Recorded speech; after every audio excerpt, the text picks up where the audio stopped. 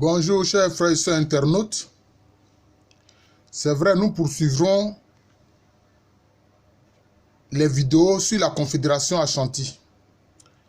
Mais aujourd'hui, nous voulons parler, disons, de la cause profonde de la guerre du Pacifique, qui a opposé principalement le Japon aux États-Unis, bien sûr aussi et à l'Angleterre, puisque l'Angleterre avait encore certaines possessions en Asie. Voilà. Notamment, était fortement implanté en Birmanie, ce qu'on appelle aujourd'hui le Myanmar, sans compter aussi, disons, ces anciennes colonies d'Australie, de Nouvelle-Zélande. Alors, quand les gens parlent de la guerre du Pacifique, la première idée qui leur vient et qui est invoquée, c'est l'attaque de Pearl Harbor. L'attaque de Pearl Harbor qui a eu lieu exactement le 7 décembre 1941 sur l'île d'Oahu, qui se trouve sur l'archipel des Hawaï. L'archipel Hawaï qui fait partie du territoire américain. Mais ça, c'est ce que, en fait, en histoire, nous appelons le casus belli, c'est-à-dire la raison immédiate. Mais ce n'est pas la cause profonde de la guerre du Pacifique. Si on veut comprendre la guerre du Pacifique, il faut remonter plus loin. C'est-à-dire aller à l'époque de l'impérialisme occidental contre le Japon. Alors, cet impérialisme des Occidentaux contre le Japon commence déjà dès 1854, quand les États-Unis et plusieurs nations européennes, l'Allemagne, c'est-à-dire la Prusse, la France, l'Angleterre, l'Italie, exigent de l'empereur du Japon d'ouvrir des ports du Japon au commerce, disons, international. Parce que jusqu'alors, le Japon était un empire féodal qui vivait recroquevillé sur lui-même. Vous voyez, il y avait l'empereur, le Mikado, il y avait le shogun qui était en fait une sorte de premier ministre, mais c'est lui qui gouvernait au quotidien, comment on appelle ça, le Japon. Et il y avait ce qu'on appelait les daimyos, c'est-à-dire les nobles qui avaient des fiefs, qui avaient des terres sur lesquelles travaillaient les paysans qui n'étaient pas libres. Et bien sûr, ces nobles-là, ces daimyos-là, avaient des guerriers à leur service qu'on appelle les samouraïs. Je pense que beaucoup de gens ont entendu parler des samouraïs. Alors donc, c'était cela le problème. Et quand les Japonais ont été hostiles, parce que le shogun, qui est de la famille Tokugawa, depuis Ieyasu Tokugawa, ne voulait pas de ces étrangers-là, parce que le Japon était une société fermée sur elle-même. Alors ils ont commencé à bombarder des villes japonaises pour contraindre les Japonais à ouvrir leurs ports. C'est ce qui s'est passé. Les Japonais ont ressenti durement cette domination étrangère. Ça a été une humiliation pour eux. Et pour eux donc, il fallait trouver une solution définitive à cela. Et c'est ainsi que, disons, va arriver un événement, je peux dire, très très important. C'est ce qu'on appelle l'ère Meiji. L'ère Meiji qui a commencé, disons, en 1868. Alors, qu'est-ce que l'ère Meiji? Meiji veut dire simplement lumière, c'est-à-dire c'est l'ère des lumières pour le Japon. Pourquoi? Parce que le Japon va comprendre que pour faire face à cette domination étrangère, il fallait que le Japon se modernise.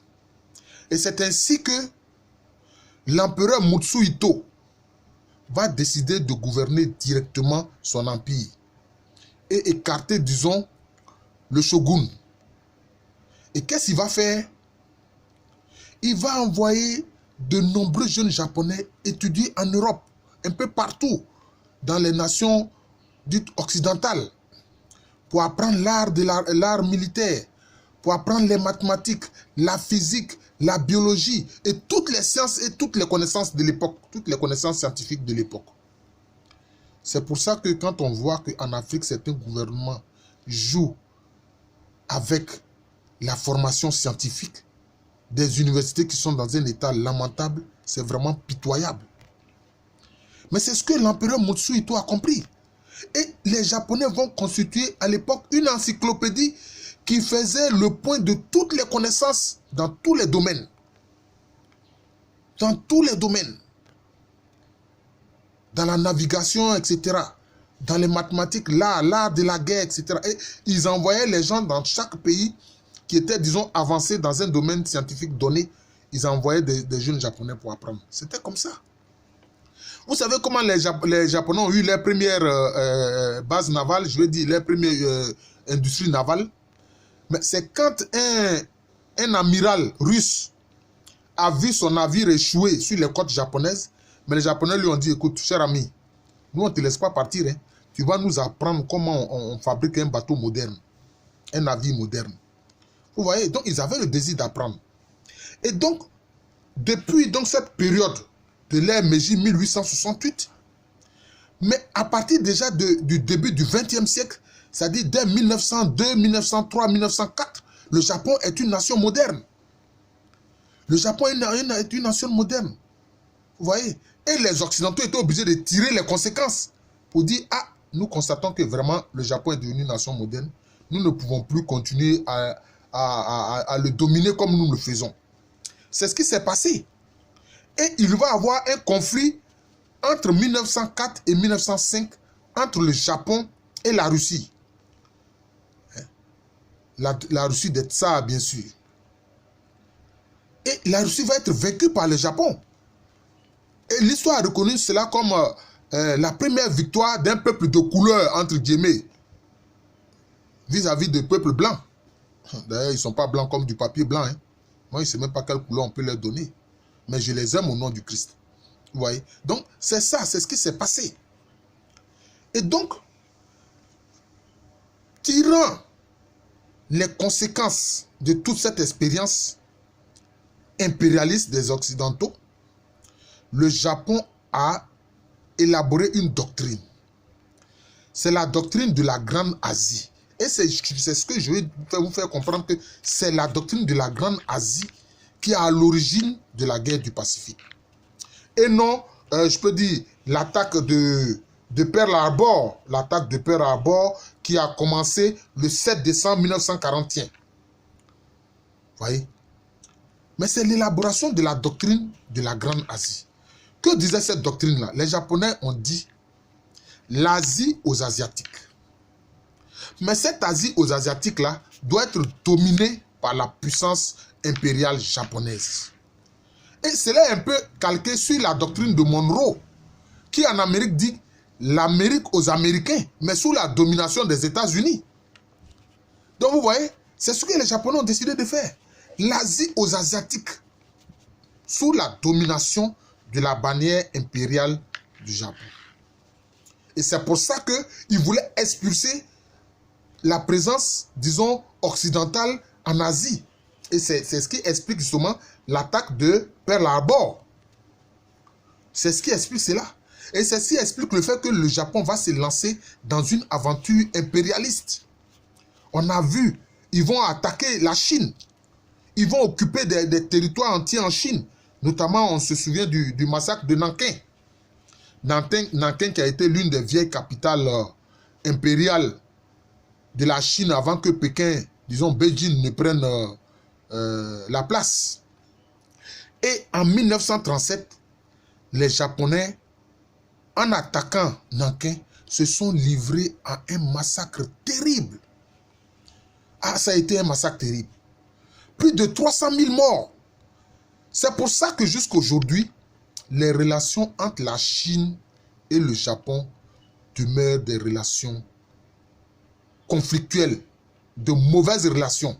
Parce que les Chinois attendent que les Japonais leur présentent des excuses par rapport à toutes ces actions qu'ils ont eu à commettre, à tous ces crimes qu'ils ont eu à commettre en Chine. D'ailleurs, ils avaient aussi attaqué les Philippines où ils ont chassé les Américains qui avaient une base militaire dans les Philippines. Et donc, ils ont commencé à conquérir les territoires nazis pour dire qu'ils veulent être maîtres de l'Asie. C'était ça. Ils vont, en occupant la Chine, créer un faux État, enfin, un faux État en Mandchourie, qu'ils ont appelé le Manchukuo. Mais c'était toujours dans la stratégie de domination de la Chine. Et aussi, ils ont envahi la Corée. Ils voulaient coloniser totalement la Corée. Ils ont commencé à envoyer des populations japonaises en Corée. Obliger les Coréens à ne plus parler coréen, à ne plus utiliser leur écriture, mais à parler le japonais, à utiliser l'écriture japonaise, etc. Alors qu'on sait que dans la culture et la civilisation japonaise, le Japon doit beaucoup à la Chine. Doit beaucoup à la Chine. Même le bouddhisme et puis ensuite le bouddhisme zen, c'est pas de la Chine que c'est arrivé au Japon. Beaucoup de Japonais anciennement allaient faire des études auprès de maîtres chinois. Donc, voilà un peu la cause, en réalité, de la guerre du Pacifique. C'est le projet de la doctrine de la Grande Asie élaborée par le Japon. Mais ça, ce sont les officiers de l'armée japonaise qui ont élaboré cela. Parce que l'empereur Tito, il faut que je me rappelle exactement son nom. Mais l'empereur, en fait, était un peu écarté dans la gestion de ces choses-là. C'est vrai. Hein? On l'appelait Hirohito plutôt. On l'appelait Hirohito. L'empereur qui régnait au moment de la guerre du Pacifique, on appelle Hirohito. Mais Hirohito, tout se faisait en son nom. Mais en réalité, ce n'était pas lui qui avait le contrôle de la gestion de l'État. C'était les militaires, avec à leur tête le général Tojo. Vous voyez, le général Tojo. D'ailleurs, à la fin de la guerre, quand le Japon va être vaincu, après le largage, si vous voulez, des 2 bombes atomiques sur Hiroshima et Nagasaki, mais Tojo va être arrêté et puis va être exécuté, jugé et exécuté par les Américains. Vous voyez. Donc, c'est ça la cause, en fait, de la guerre du Pacifique. C'est la doctrine de la Grande Asie élaborée par, disons, la hiérarchie militaire japonaise. D'ailleurs, vous avez vu, en Chine, mais qu'est-ce que les Japonais avaient fait? Ils avaient créé une cellule. Oui, ils ont créé une cellule, une unité scientifique qu'on a appelée l'unité 731. Ça s'est créé entre 1932 et 1933. Aujourd'hui, même les Japonais en ont honte. Ils ne veulent même pas qu'on parle de cette unité 731. En fait, c'était une unité scientifique liée à l'armée nippone, à l'armée impériale, et qui faisait en fait des recherches en vue d'avoir des armes bactériologiques. Et pour ces armes bactériologiques-là, mais ils prenaient des Chinois vivants à qui ils inoculaient des virus, des microbes, pour voir comment cela évolue en l'homme. Vous voyez? C'est pour tout ça que les Chinois ont encore des reproches à faire au Japon. Il faut que le Japon, je pense que humblement, présente ses excuses à la Chine. Parce qu'on ne traite pas des frères humains de cette façon-là. Oui, quand ils voulaient faire, par exemple, l'expérience sur l'évolution du typhus, qu'ils voulaient utiliser comme arme bactériologique, mais ils inoculaient le virus du typhus à un Chinois, à des Chinois, et puis ils regardaient comment la maladie évoluait en eux. Voilà.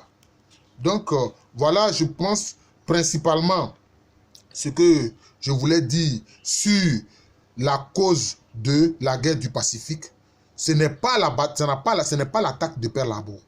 L'attaque de Pearl Harbor n'est que le déclenchement de la bataille. Ce n'est que, je peux dire, le casus belli.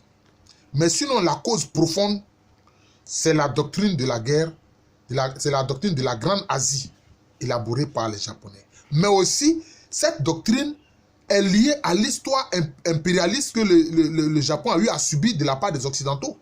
Parce qu'ils ne voulaient plus se retrouver dominés, mais ils voulaient maintenant être les maîtres dominateurs de toute l'Asie, en éjectant de l'Asie les Occidentaux. Je vous remercie de m'avoir suivi. Je suis le professeur Alou Kwame René, professeur titulaire d'histoire à l'université Félix Houphouët-Boigny, au département d'histoire.